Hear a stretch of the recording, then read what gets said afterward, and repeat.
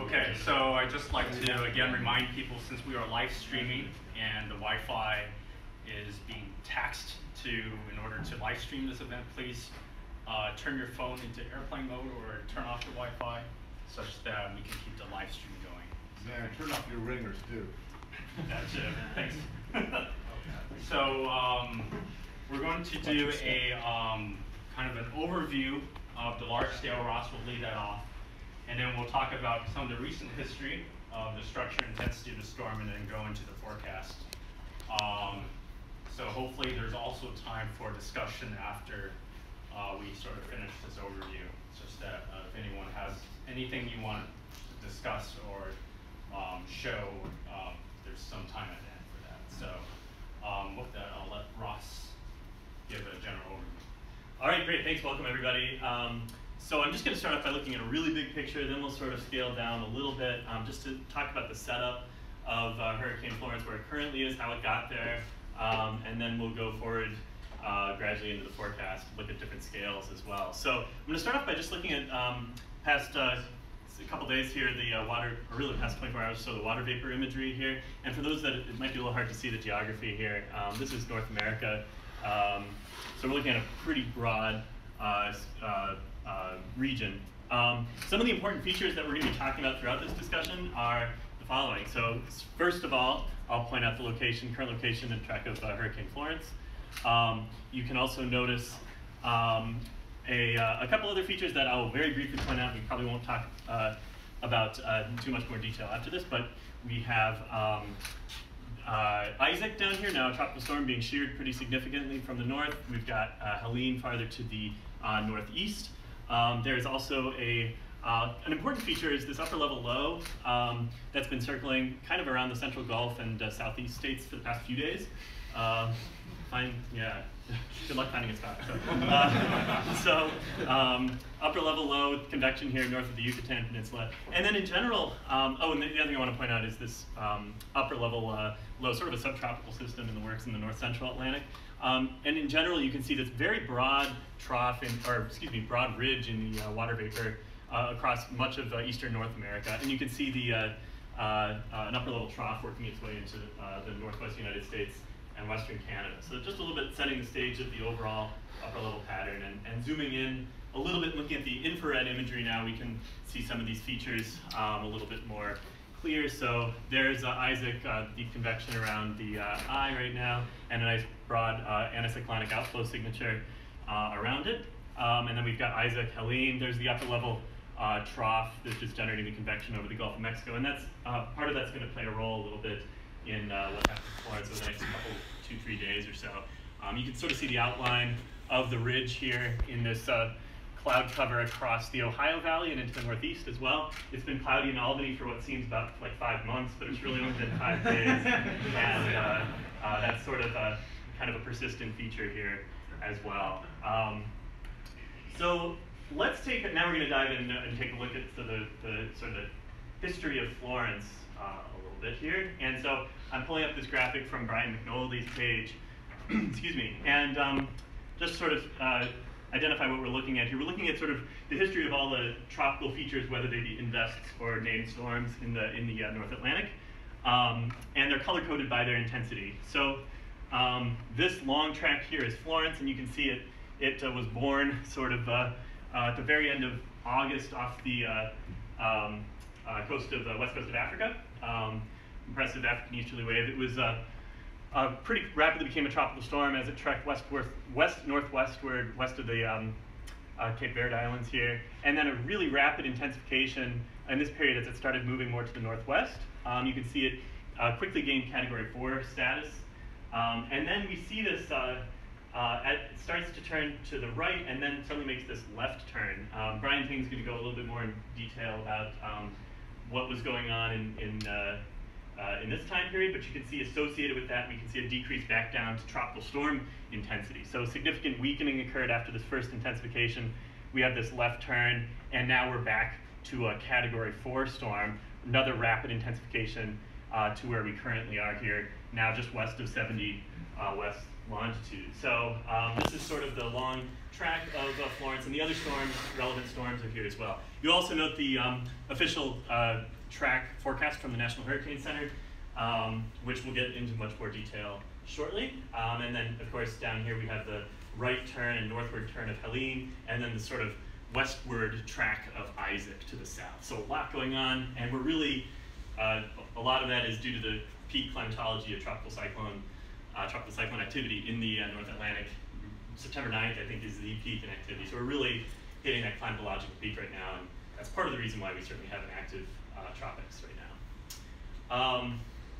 A couple other things I just want to point out here. We're going to go to Alicia Bentley's maps here. This is GFS Analysis going way back to the 31st of August at 18Z. We're looking at the dynamic tropopause potential temperature. This is the 2 potential vorticity unit isosurface here, colored, and we're looking at winds on that level. And then in addition, in the black contours, we're looking at 925 to 850 millibar layered average cyclonic relative vorticity. So geography, if it's hard for you guys to see, maybe this is the lower 48 US here, the broad North Atlantic, and then out to the west here we've got Western Europe and Western Africa. So just to orient ourselves with important features, this down off the coast of Western Africa is the low-level vorticity associated with, at this time, Tropical Storm Florence. And I'm going to go forward every 6 hours and just talk about a couple of the key features that were associated with Florence's intensification and also weakening. So as I go forward in time, one thing you'll notice here on the dynamic tropopause is that here we're going to September 2nd. There's no real too significant upper-level trough feature that will would maybe cause Florence to weaken due to shear or maybe some dry air from the subtropics. So Florence was able to sort of follow the sort of west-northwesterly track as it intensified over moderately warm sea surface temperatures. And we can see that here we are on 6Z September 3rd, so a few days later we're now well west of the African coast. And I want to draw your attention to a feature that's going to develop over eastern North America here. You'll see this really broad ridge on the DT form here, and this was associated with unusually warm weather shortly after Labor Day here in the Northeast. And this this low-level vorticity is Gordon, which was about to make landfall here at this, we're at 0Z on September 5th now. And what you'll notice here is this really beautiful anticyclonic wave break. Part of this is in association with an impressively strong cyclogenesis over Hudson Bay, dragging with it strong southwesterly flow here in a warm sector and building this very large ridge through warm air advection and latent heating associated with sort of a stagnant front here in the northern plains. And we have this really impressive anticyclonic wave break on the equatorward side of the cyclone. And what you'll notice is that results in a PV tail here that stretches across a pretty long longitudinal extent. And over time, you'll see this region sort of fractures. We have a kind of a larger upper level low north of the Bahamas. And then this region here, we see sort of a PV fracture. And you'll notice that Florence is moving into that environment. So this is associated with its weakening, brief northward turn, some weakening due to increased shear, which Brian Tang will talk more about momentarily. Florence weakened significantly at this point, but the bulk of that trough then moved off to the north. And here's we are at 0Z September 9th, and then Florence was able to now regain intensity without much disruption from the upper level flow. And that brings us to, let's see, 0Z the 11th, so we're almost at current day. The other thing I want to point out really quickly here is the remnants of Gordon. And we can see this low-level vorticity sort of get strung out along a baroclinic zone, sort of stalled baroclinic zone across the Ohio Valley here. And that dumped copious precipitation across portions of Illinois, through the Ohio Valley and into the mid-Atlantic, and ultimately came through Albany on Monday with some nice soaking rain here. And you can see this sort of increase in the potential temperature on the dynamic tropopause in association with, again, sort of advection of this tropical air mass, but also in association with latent heating along that heavy precipitation system. That built a kind of a blob of anticyclonic circulation aloft that actually moved east of Florence and sort of has had a result in its track sort of to the west-northwest as well. Any questions about the large-scale pattern and sort of leading up to where we are now? From the massive audience here that we have. It is interesting that the storm seems to move. Oftentimes you can look at like tropopause flow and get some good insight into how the storm's moving. And at first you could say, well, that doesn't make sense because there's a lot less mass up there. But I think what's going on is that there actually is much weaker cross-storm flow in the middle troposphere. And so that's why the upper has such a significant influence. Okay, yeah. Interesting point. Pass along to Brian now for a little bit more detail into some of the things that I Okay, so Florence has a lot of interesting behavior, and kind of in the interest of time, we're kind of just going to focus on the more recent history.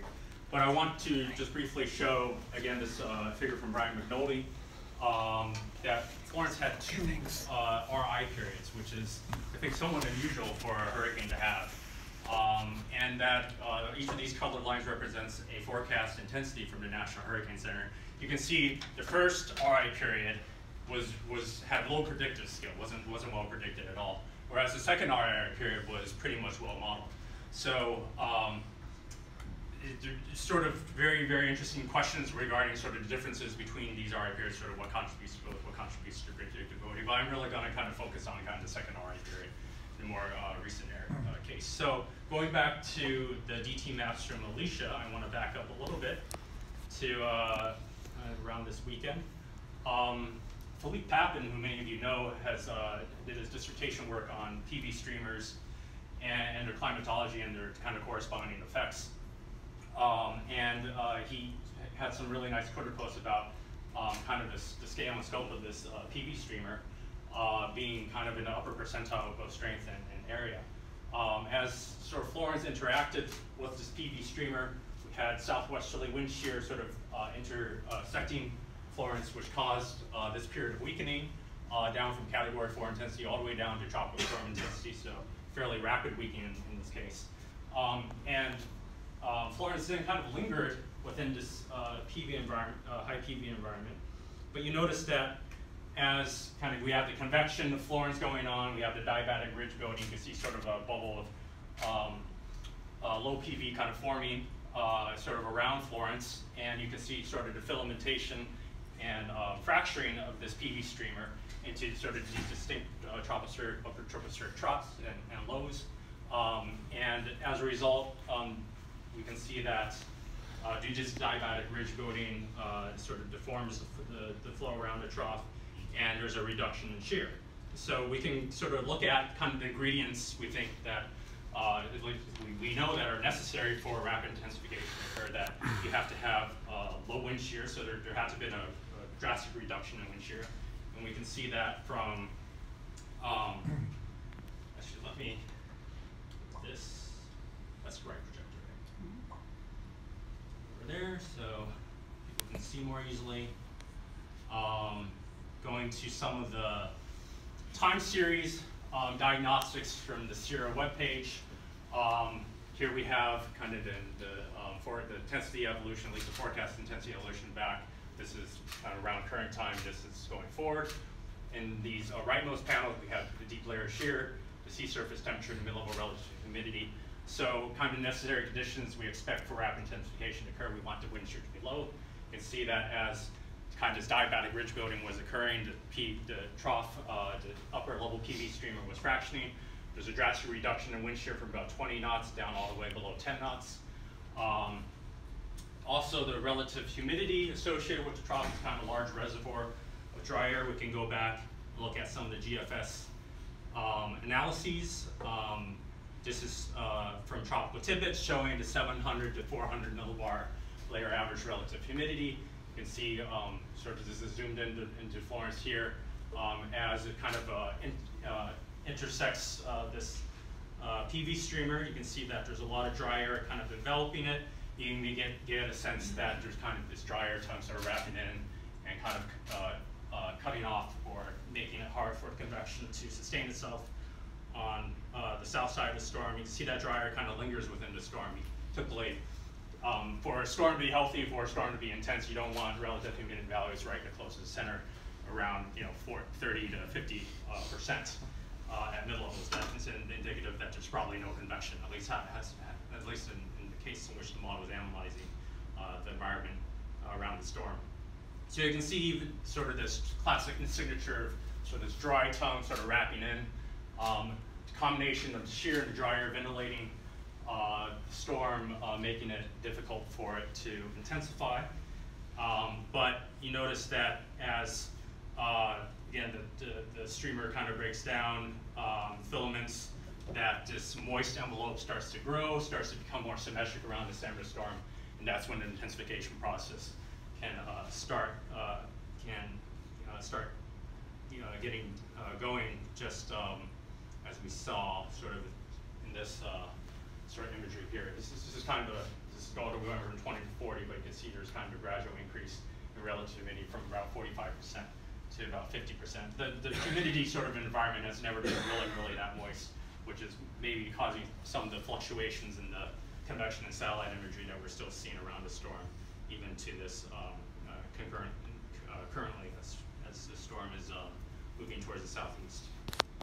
Okay, so another ingredient that we need is high ocean heat content. So as the storm was over the central Atlantic, the ocean heat content was a little lower. Once it began sort of entering past 60 west, going west of there, the ocean heat content started to increase, and that represents a thermodynamic reservoir for the potential intensity to increase, reduces cooling to the upwelling, and the storm can also sort of feed on that and start to intensify. So all three of these ingredients were present and well represented in the models, and all the guidance in the National Hurricane Center were confident enough to forecast rapid intensification during that time, and it panned out. So now going into kind of the structure and intensity, I'm going to hand it over to Kristen so she can talk more about those topics. Do you want to take any questions? Oh yeah. Is there any questions regarding kind of the trough fracturing and the second RI? I have a question. Is it really the dry region aloft, or the breaking wave that weakens, or is it something occurring at the center of Florence that basically pushes that area? It's both. It's a reduction in wind shear, which reduces the ventilation, reduces a pathway for the dryer to get into the storm itself. Okay, so it's. But it's also the moistening, basically due to convection and clouds, as the storm is sort of throwing that moisture up from the boundary layer into the free troposphere. Okay. All right, so kind of taking us to the current time. This is a 4-hour loop of IR. Right over Florence, so a globe of Florence.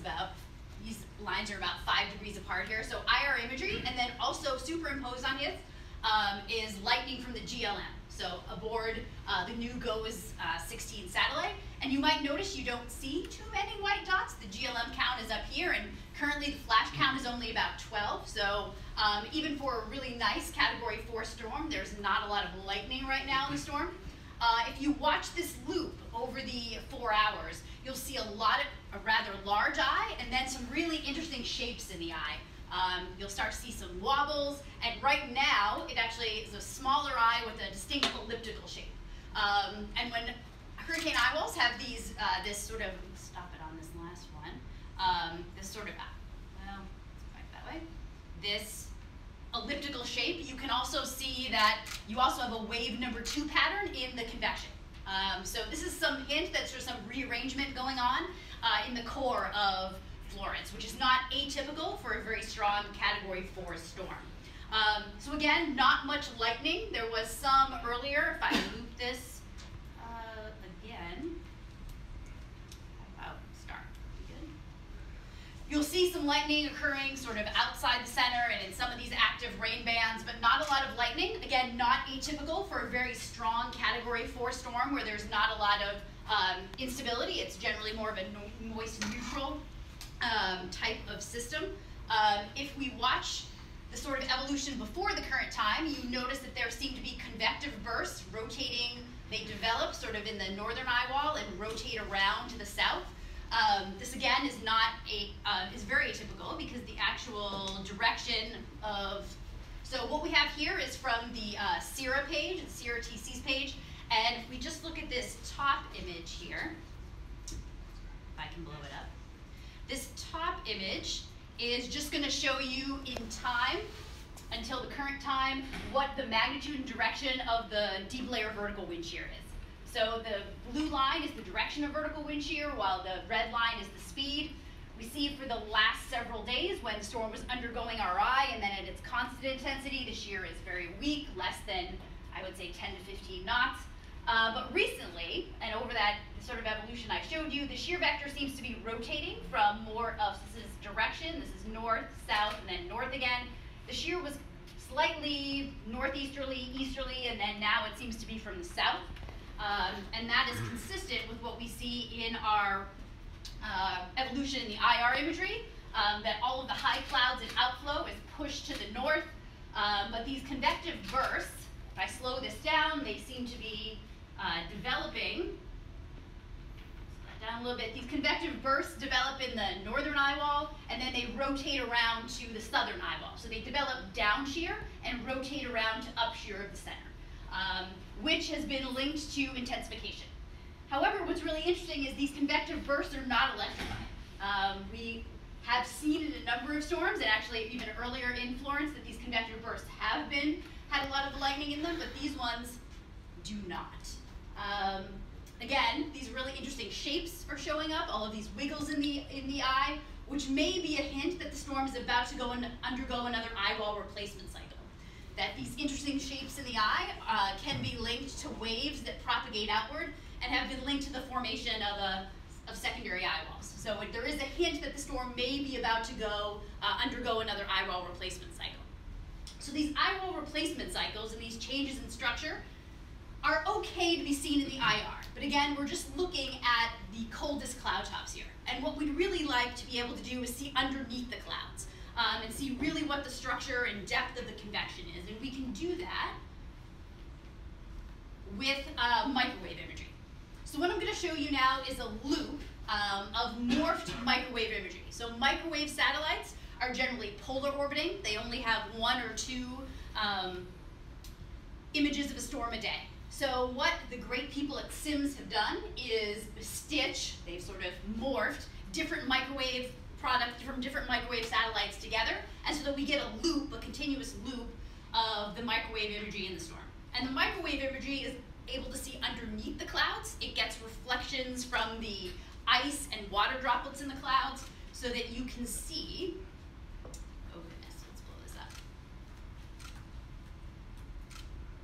All right, is that good? Yes, okay, so the loop is gonna be 24 hours. It was all day yesterday, the 11th.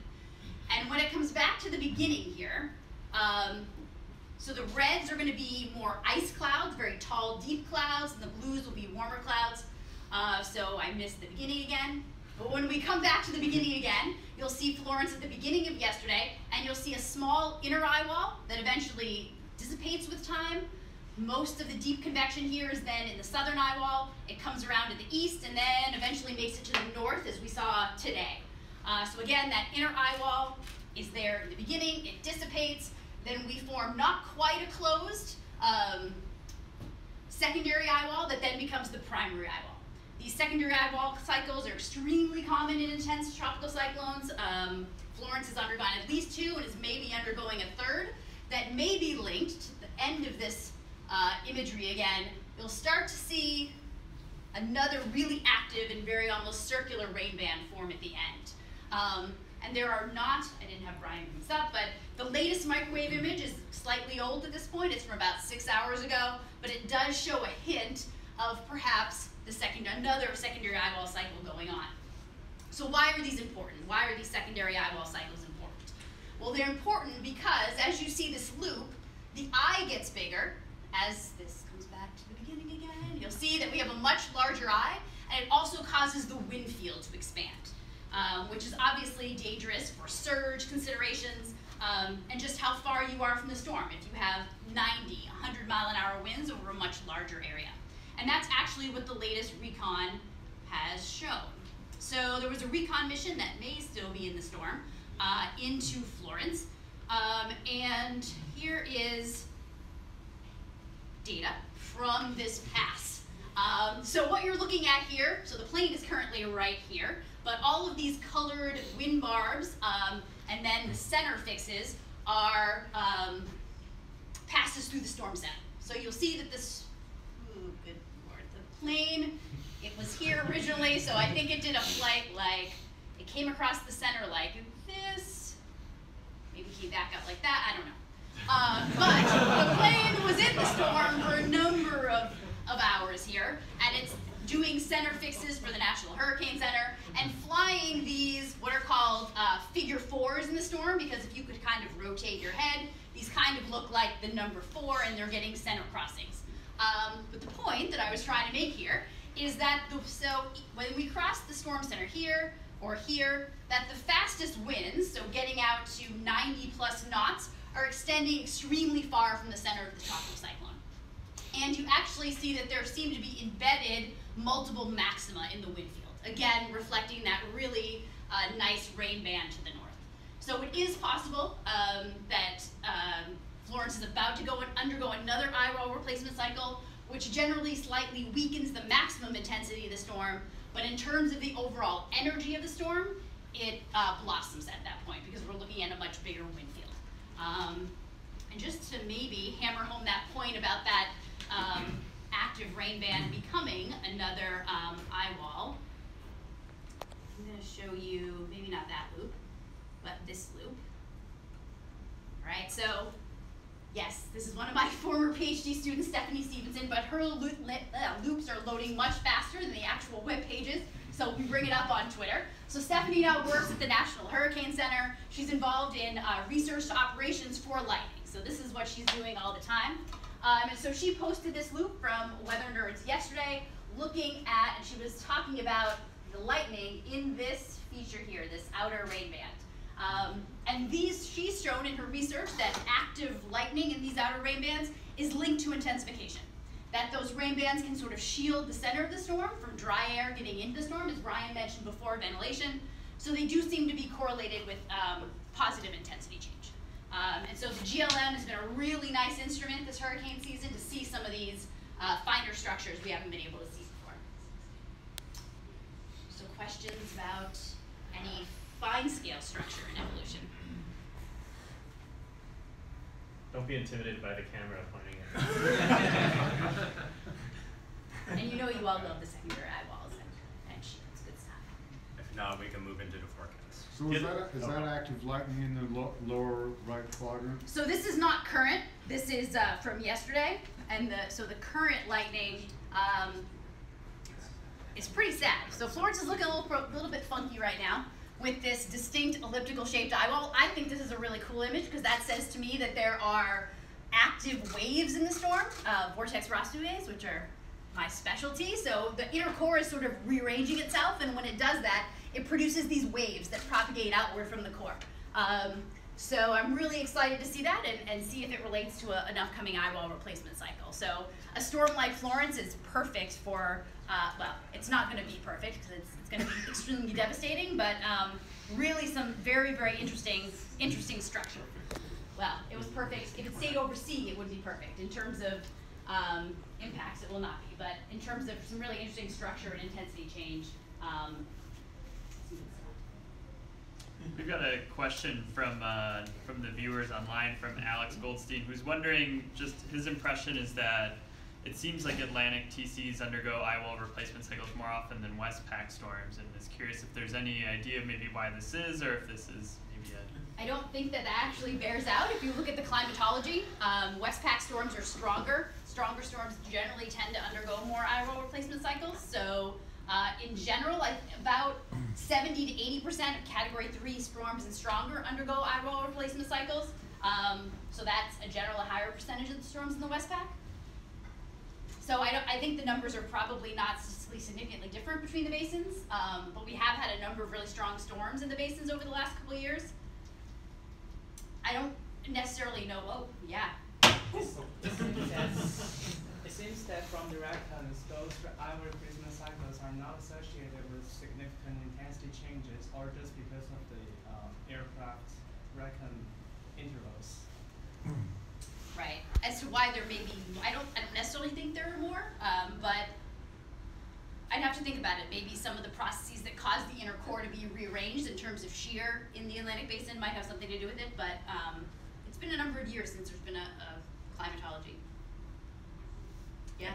Hey Kristen, do you know what percentage of eye wall replacement cycles happen poleward of 30 north?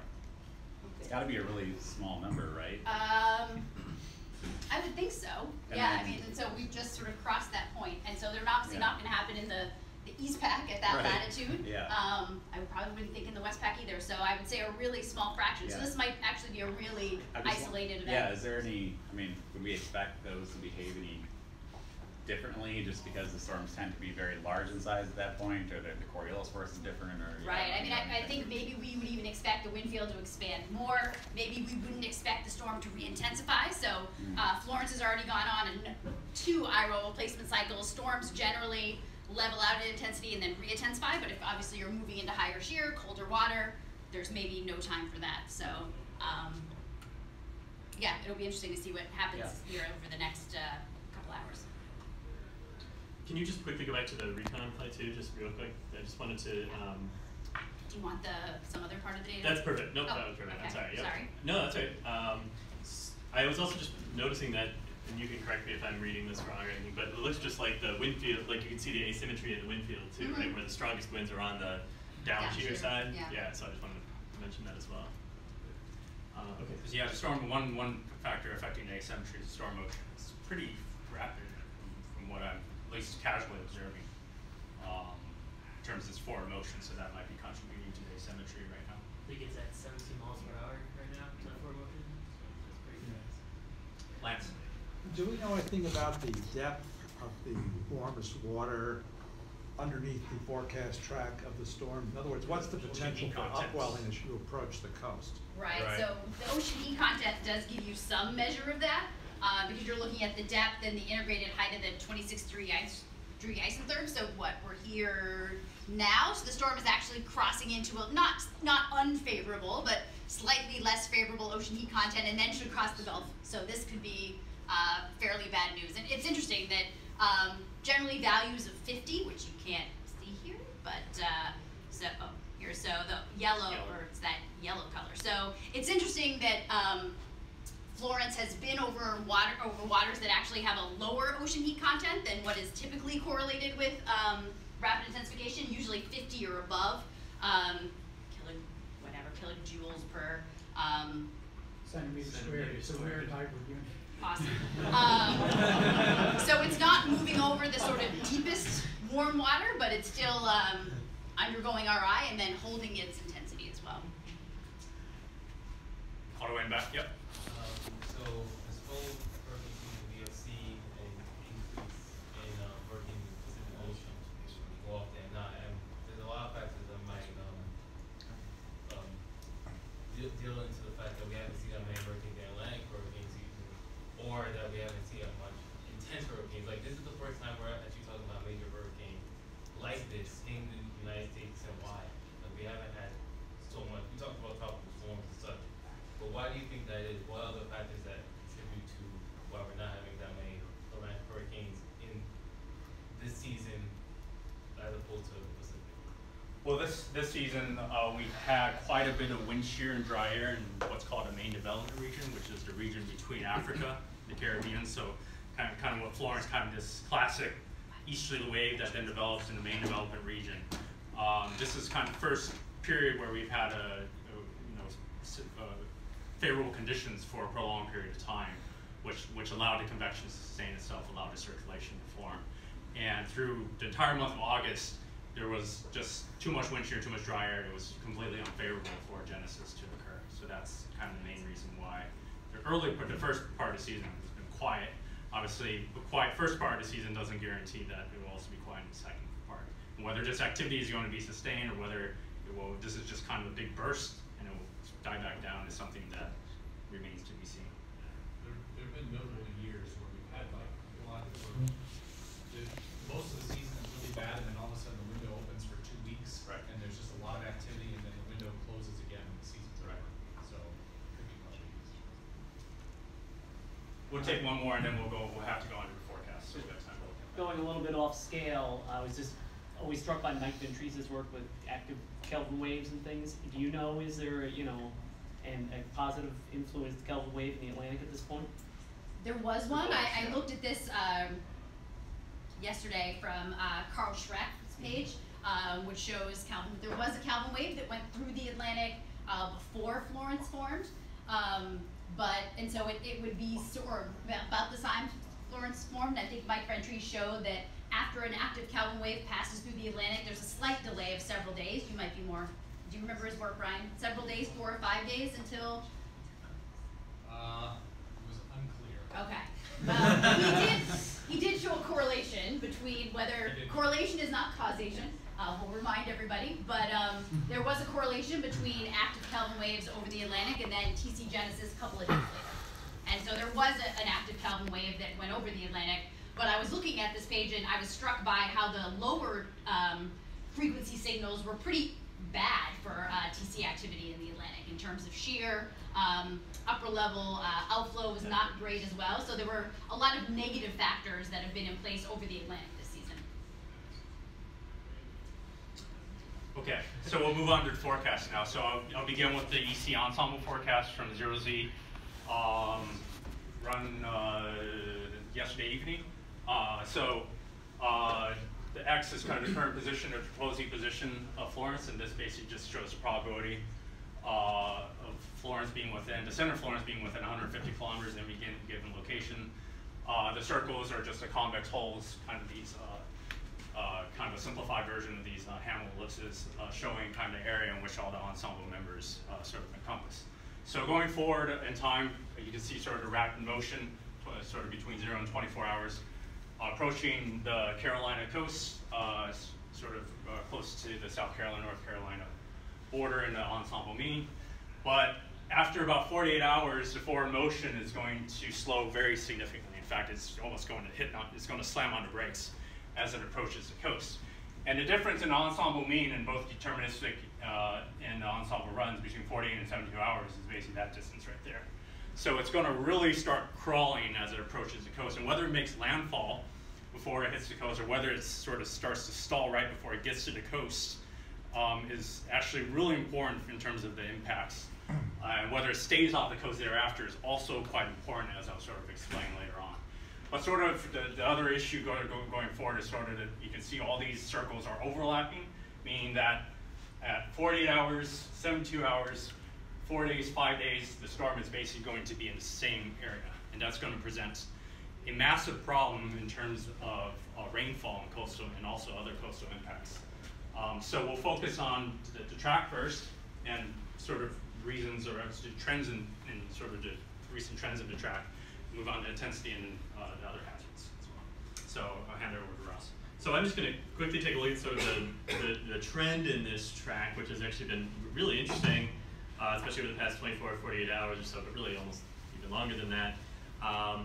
And just to kind of start off this conversation, we're going to look at this plot that hot off the press Brian just made, and it's going to show the last several runs of the Euro, specifically the last 5, leading up to the 0Z run from last night. So the darker the color, the more recent the model simulation. And what you'll notice then is that older simulations had Florence sort of continuing on this sort of northwestward jog, and even some of them maybe making a right turn through North Carolina, and even as it weekends up into Virginia, that continues to dump the copious precipitation amounts that Brian alluded to.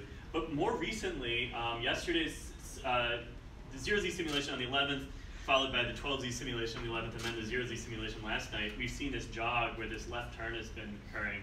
The 2 runs ago, landfall near Wilmington and Cape Fear, and then most recently, again, bear in mind this is the deterministic solution of the Euro, so it's important to take into consideration the ensembles as well. But you do note this leftward turn here, and the 0Z run deterministic solution of the Euro last night actually had a landfall south of Savannah, Georgia at this point. So this is a pretty marked change, and as Brian alluded to, really makes a huge, huge difference in terms of the societal impacts along the coastline.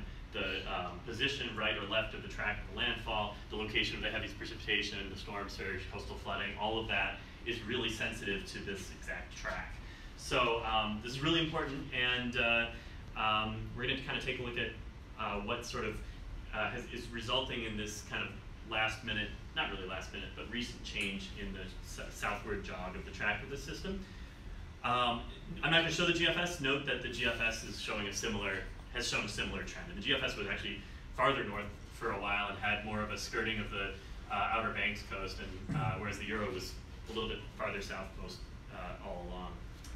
Okay, so I'm going to jump to Tomer Berg's page here. We're going to look at the DT again real quick. This is the same product that I showed Alicia's maps earlier in the discussion, except rainbow colors instead of the blue and the red colors. So this is 12Z. This is the 12Z GFS specifically. Here's the initialization. Again, there's the low level vorticity associated with Florence. There's the upper level trough, likely both the Florence being on the western edge of this large anticyclone aloft and on the eastern side of this trough, imparting that southerly shear that Kristen talked about, more recent southerly shear.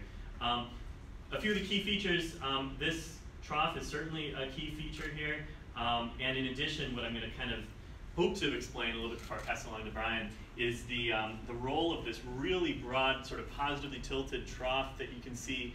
It's sort of in multiple jet flows here. You can see it on different potential temperature surfaces. We see sort of a polar flow here, and then this more mid-latitude and subtropical flow are all sort of showing a positively tilted trough. And what you'll see is it's a relatively stationary feature along the west coast of North America. I'm going to go forward every 6 hours, and you'll see that feature has a kind of a long, low-level vorticity field associated with it, long front associated with that very elongated northeast southwest jet stream. And again, once again, you see a big anticyclonic wave break north of this feature as well. So, you know, this is an absolutely massive ridge. Part of this is breaking north and forward of the Florence circulation, but this is a huge continent-wide ridge. Pretty unusual to see something like this in the middle of September at this scale. Certainly we see ridges, but this is a particularly impressive broad ridge over the large part of North America. So why are we seeing this leftward jog lately in the track? Let's take a look at, we're going to go to 500 millibar vorticity here. And what I'm going to show is some changes in the GFS deterministic solution over time. This is the position of the, actually let me go forward here, sorry, 1 second. This is the 12Z GFS 72-hour forecast, so valid 12Z on Saturday the 15th. And we're looking at 500 millibar vorticity in color fill, 500 millibar height in the black contours, and 500 millibar winds. And what you'll kind of notice is if you take a look at this, you'll see, if you were to almost think about this in a PV perspective, if you were to do some PV surgery and look at this large-scale anticyclone, you'd see that this broad anticyclone is imparting northerly flow on the vortex itself. So we can kind of get a sense of that northerly flow imparting southward motion on the storm in the latest GFS. It's a trough off the western Atlantic too. Yep, and so you have both this broad, you have the combination of this broad anticyclone to the west, as well as this sort of negatively tilted trough feature that's also imparting sort of a northward push on the storm. Yep, so there's two features going on here, one to the west, one to the east. And what I'm going to do is I'm going to show a progression. We're going to go back in time and look at the GFS forecast simulations, all valid at the same time. And Tomer's page allows us to do this. So you'll notice it's subtle at first, but as we go farther back in time, you'll start to see that, I'm going to go all the way back to our 138 here. So we're going way back in time. This is an old GFS forecast. This was the GFS forecast from Sunday afternoon. And you'll see the very different shape to the upper level height field. So we sort of have a displacement of the sort of the subtropical flow from the polar flow. And in general, less of a high amplitude ridging over western North America and imparting the northerly flow. This position of the trough is also playing a huge role in that it's displaced much farther to the northeast at longer lead times, and also less of a northward push from that as well. So there's two features at play here that resulted in the change in the steering flow over Florence.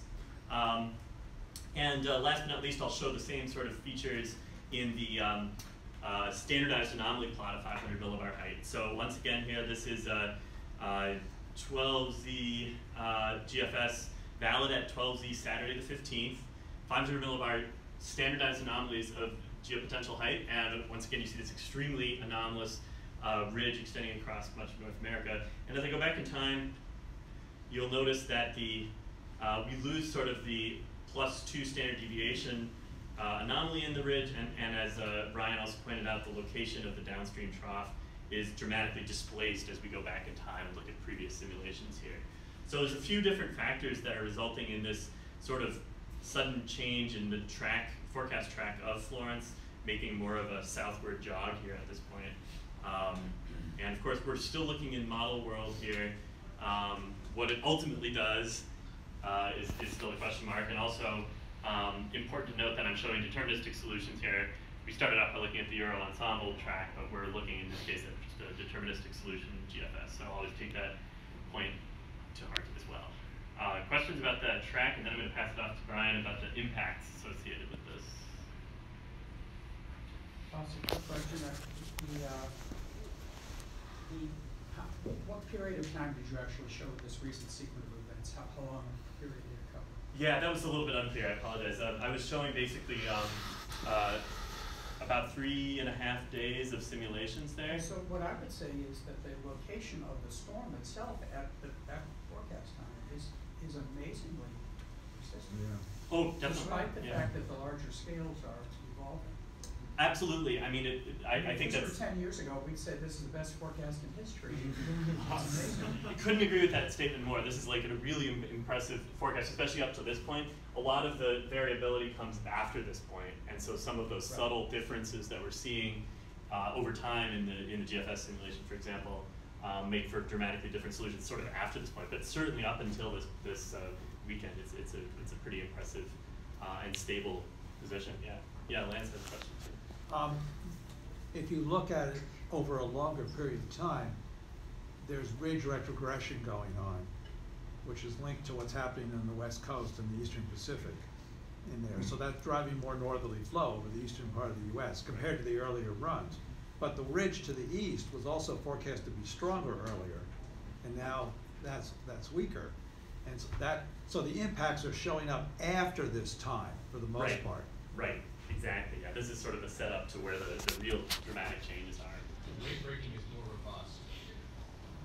There's more interaction between Florence and its outflow and the Gordon cyclone that came up into the northeast that was being shown in earlier forecasts. And that's manifesting as stronger wave breaking to the east of Florence, which is then giving it this little bit more easterly kick before it gets to the coast. Yeah, that changed the downstream aspect of this in terms of the system that ultimately picked up Florence and built that downstream ridge is certainly playing a role in the location of that trough that we talked about. So all these are really linked. The part of this change came about as there was more aircraft surveillance going on in between Florence and the U.S. coast in the more recent aircraft flights because it's closer to the coast. They can sample more area in between Florence and the coast versus 3, 4, 5 days ago, they were basically having to fly out, do their circumnavigation, and fly back. That's all the G4,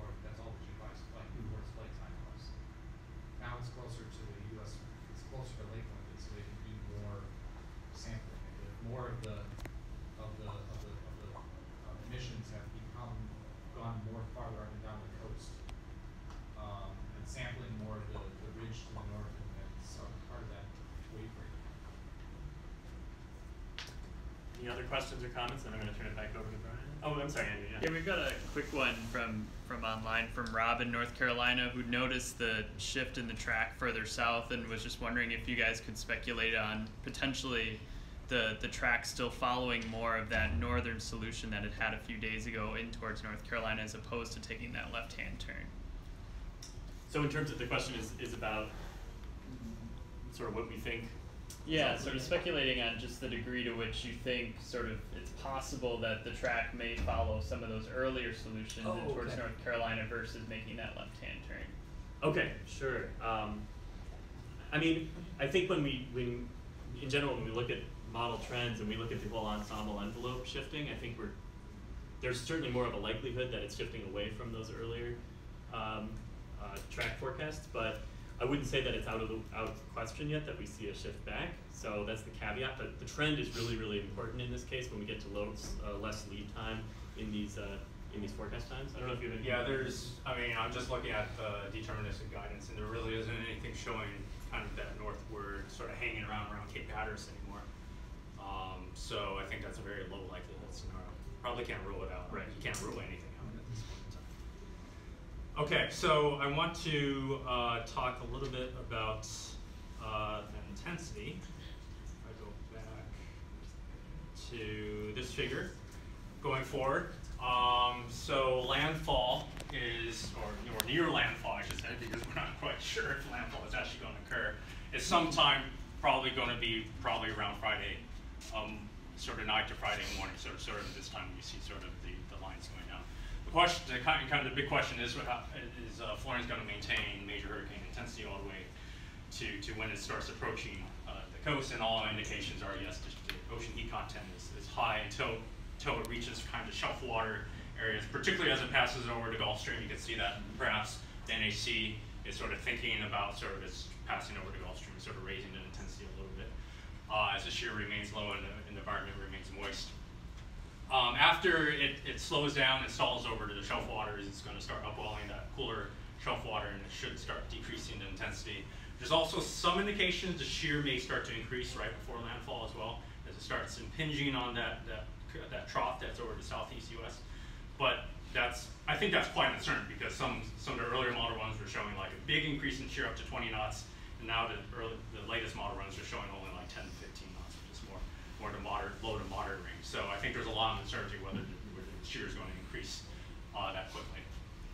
Okay, so all expectations are right now, and it's kind of in agreement with the official forecast from National Hurricane Centers, that we're going to see a major hurricane approaching, getting very, very close to the coast, if not making landfall sometime Friday morning. Okay, so kind of going to the hazards, and I really want to focus on the water component of the hazards. I think the tendency, especially kind of on TV and sort of when people are sort of thinking about making decisions, they're always focusing on the Saffir-Simpson category. And the fact that if it goes from a 4 to a 3 to a 2, people are like, oh, it's not a big deal, right? But people really need to focus on the water, given what Kristen mentioned about the increase in size, driving surge.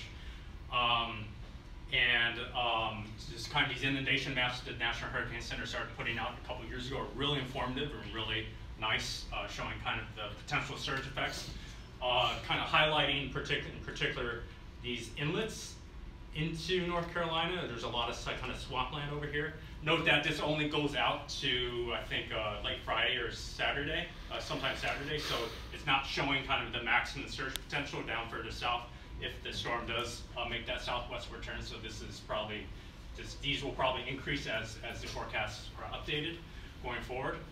Brian, this is only wind-driven surge, right? Yes, this is slosh, basically, right? Right, So it's wind-driven. This actually may underestimate what the surge is going to be. Right. In this case, because it's what happened in Irma last year is that you had all this freshwater rain going into rivers, yes, and then the surge was stopping the water from draining out of the rivers, and you had the combination right. of those two driving even bigger surge. Yes, so there's freshwater flooding that's meeting the surge, and yes. it can't drain out into the ocean. It can't drain out, so it just builds up. Yes, there's another kind of frightening aspect of the storm that I do want to point out, and I'm going to show very quickly just the EC deterministic forecast. You can see the very large size of the wind field as modeled by the ECMW. Some of the significant wave heights were reported at 80 to 90 feet, I think, directly measured, sort of out currently. So as it approaches the coast and begins to slow down, right, we have the initial effects of the surge. That's what's kind of being modeled right now. Just again, as Ryan pointed out, the wind-driven sort of effects of the surge. But what to watch out for is that, okay, it's going to slow down. We're going to see surge over multiple high tide cycles. But also, as this starts to bend down the coast, for instance, if we trust the EC forecast, you have a very long fetch that's parallel to the coastline. What this can induce what's called a trapped coastal Kelvin wave, which will propagate to the right. The coast always has to be on the right for a Kelvin wave. And what it can do is it can enhance the surge and keep it elevated. So one thing to really watch out for, and be given that the very anomalous nature of this track, is that there could be some really high surge values due to this added effect of this trapped coastal Kelvin wave on top of the wind-driven surge in these inlets and bays. So that's something that, sort of watching this is quite frightening as a possibility that that could happen. So Slosh would take that into account, right? Slosh does have the trapped oceanic Kelvin wave in its model. So it is something that Slosh would be able to capture. But again, we're talking about, you know, at least 2 days potentially worth of storm surge and hurricane force winds at the coast, which would certainly be catastrophic to those communities along the North Carolina and South Carolina coastlines. The other thing that Ryan mentioned was the rainfall potential for the storm. This is the 7-day rainfall forecast from the eastern region. This bright sort of white or purple color is 30 to 50 inches of rain in the digital forecast database right now. Some of the deterministic models are around that range. If you like looking at the 3-kilometer dam for TC forecast, which maybe is not a very good idea, it has about 20 some inches through, you know, it's an 60 hour forecast period with a lot more to come on top of that. Just for the coastal. Laughed at those values at Harvey last Yeah, but when you have a storm moving this slowly, it's, you know, sitting off the coast, it's able to kind of maintain its inner core. These totals are not going to not unfathomable in terms of what we could be seeing.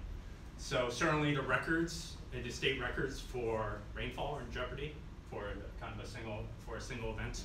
I think Floyd set the North Carolina records. So did Matthew set some records? Did Matthew set some of the South Carolina records? Yes. I can't remember. I would have to look. Right. So the one thing I want to end with, and then we can always take a couple more questions, is that when we consider impacts, right, we have to consider the intersection between all these hazards, wind, surge, flooding, and population.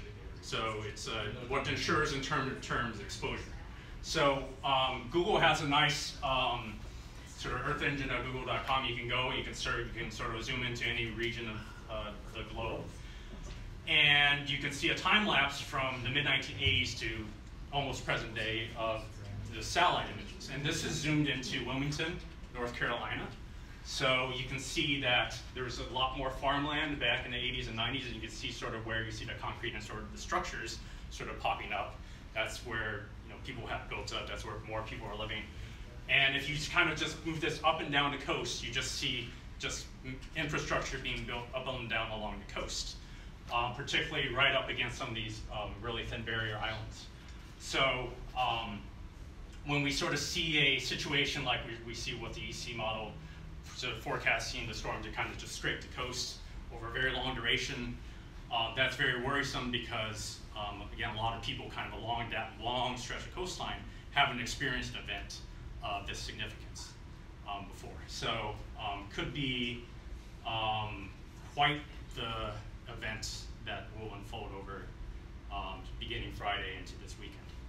So hate to be very cynical and pessimistic, but that's kind of just, that's the truth. And so hopefully things will change, but obviously once we get into kind of the 3 to 5 day time range. Okay. Oh yes, so Jerry? 18.51, 24.06. So I mean those will not stand. Those probably will not stand. I swear that some of there were Matthew values much greater than that. No, this is through 17, so, and it is updated to Harvey, so. I don't. They didn't count it because it didn't make a landfall? No, it's tropical cyclone and their remnants, so it should count. So are there any questions regarding the forecast and hazards? Yes, Justin. So you talk about the importance of the extreme rainfall as a hazard. How much uncertainty is there in the models on the intensity and the structure of the rainfall? We have all these products where you look at the spread of the track and the intensity of the storm itself, but what about the rainfall and its uncertainty? You have to, I mean, there's really nothing that's out there that's comparable, because the focus is so much on track and intensity, and we have. And why is that if that's so often one of the most deadly? Rainfall is often the forgotten hazard of hurricanes. There's just not as much attention, and then when when the meteorologists are screaming that the rainfall is the biggest hazard, it's hard to get people to understand that that's the thing they need to be worrying about and preparing for. Evacuation zones, emergency management is all planned based off of wind and Saffir-Simpson category, basically, to determine sort of estimates of surge and potential impact with regards to that. There's a generic problem about rainfall. It also affects the severe weather community. The rest of the world includes floods and severe weather. In the US, we distinguish between severe weather, convective severe weather, and flooding. And then you have the same problem we're just discussing here with the rainfall. We're worried about the wind and the surge, and then the inland rainfall or the coastal rainfall gets second fiddle. So the time has come, I think, for the US to join the rest of the world, and rainfall is part of severe weather. One of the things that concerns me about this storm is that until yesterday, all the focus was on North Carolina.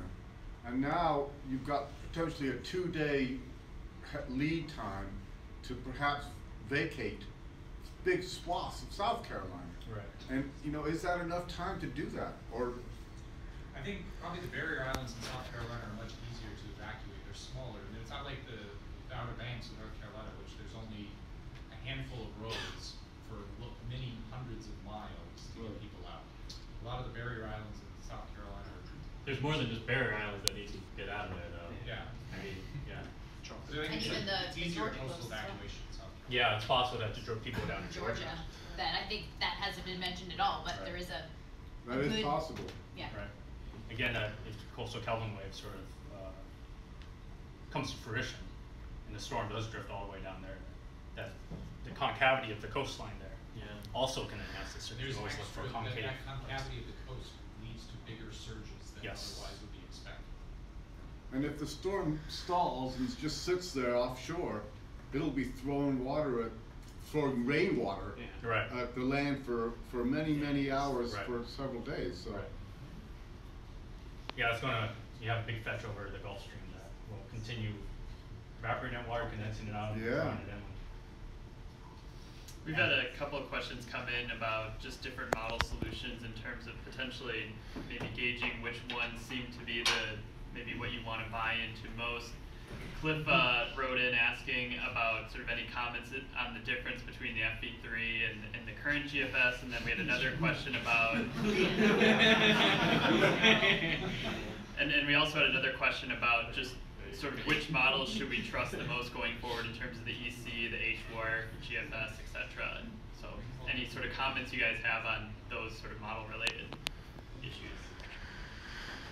I will defer to NCEP to answer the question about FV3. Because, I mean, a lot of us have been looking at the FV3 output, but I have no objective measures as to whether it's doing better or worse than the GFS. I know maybe a few days ago with track that it was more probably in line with, again, you don't want to verify a forecast with a forecast, right? That's always, you never want to do that, but it's more in line with the ECMWF sort of in the last sort of a couple days ago in terms of medium range forecast. But these kind of verifications are going on. I mean, I've seen a lot of it on Twitter from our previous students, Philippe and also Alicia Bentley. I've been posting a lot about the comparison. So I think we're going to see a lot of really interesting verification come out of this for FV3. We'll see how it's doing. And the second question was what model? Yeah, it was sort of maybe which one in terms of sort of the GFS, the HWARF, and EC. You kind of answered a little bit in terms of sort of it's hard to verify a forecast with a forecast in terms of trends of what's doing best, but going forward, which solution maybe seems to be the one that you might put the most stock in? Trying to pull up my verification.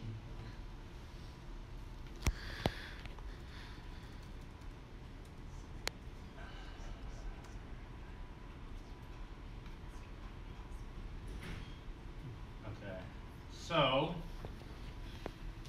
my ugly map Lab font still that I'm transferring over gradually. Again, I always want to emphasize that past performance is no guarantee of sort of future accuracy, but in terms of, we'll look at the 48 and 72, the GFS is actually being easier than we got by quite a bit. So, sorry, Cliff. That'll get a comment back. He'll be tweeting it, Brian, I'll have to. I'll be teaching class. Kevin, Is the GFS, the GFS is not a coupled atmosphere ocean model, well, the EC, what about the FV3? No. I thought it was. No, not currently, not yet. None of the H-warp is the only coupled model of those groups. The FV3 is just the GFS, it's this GFS's physics. It's just the dynamical cores. It's a GFS initial condition, GFS physics. We're butting up against the We are, class. yeah, we are butting up against class, so probably have to end it there. Okay, so thank you for coming, and I'm sure there'll be much more discussion in the next few days, and thank you.